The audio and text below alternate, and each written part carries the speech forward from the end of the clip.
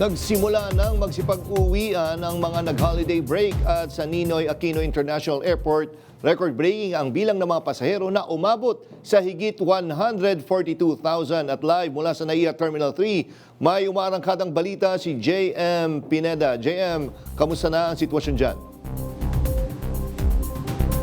Yes, Jack, sa mga oras na ito ay may mga pila nga ng sasakyan dito sa area ng departure dito sa Ninoy Aquino International Airport Terminal 3. At kanina nga ay naging saksi rin tayo dun sa mga taong mga pasahero na naghihiwalay at pumupunta na o bumabalik na sa kanilang mga probinsya o kanilang mga trabaho dahil nga sa pagkatapos ng holiday break ay balik na ulit sa realidad ang bawat isa.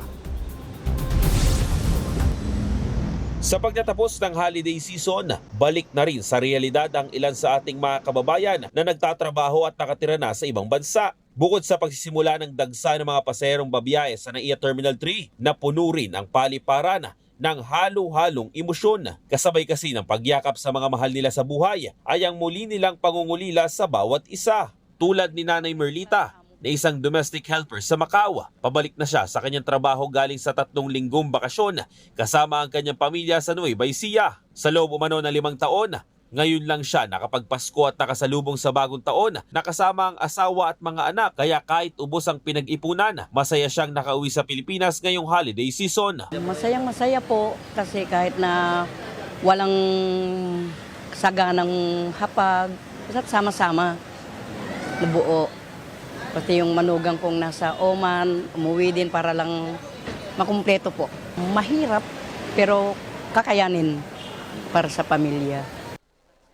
Mahigpit naman ang yakap ni Terence sa kanyang nanay na pauwi na sa Japan. Tumatak daw para sa kanilang Pasko at pagsalubong sa bagong taon dahil sa mahabang panahon na nakatira ang kanyang ina sa ibang bansa ay ngayon lang ulit ito nakapagdiwang kasama sila.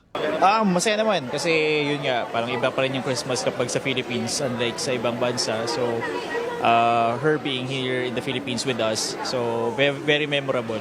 Maganda naman experience.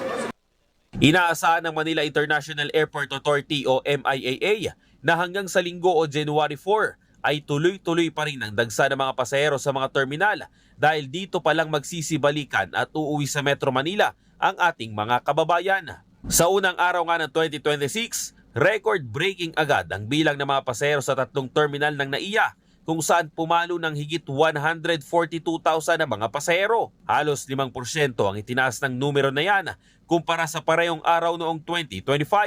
Iniulat rin ng New NAIA Infra Corporation na ang 2025 ay may pinakamalaking bilang ng mga pasaherong dumagsa sa isang taon.